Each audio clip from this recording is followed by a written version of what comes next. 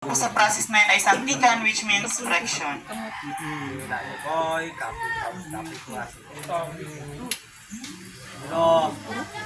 So in just a few strikes, the smoke is visible. Flintstone po, na bato po yan, ma'am. Yes po. So sila po sa mountain, wala silang market kaya hindi po sila gumagamit ng phosphor or lighter to make fire. Instead, use their own santikan process. Part po yan ng kanilang survival.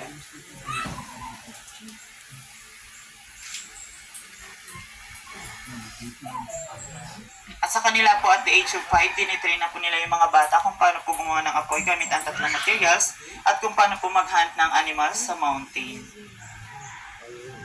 Pakpak!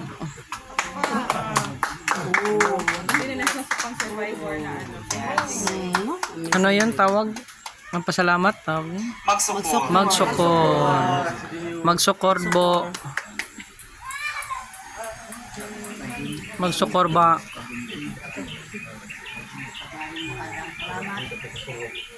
Magsukor? Makansang salamat. Maraming salamat. So sila po wala silang access of electricity sa mountain kaya meron po silang sariling ilaw or yan po yung nagsisilbing ilaw nila sa mountain. Ang tawag po dyan ay salong or sanging, native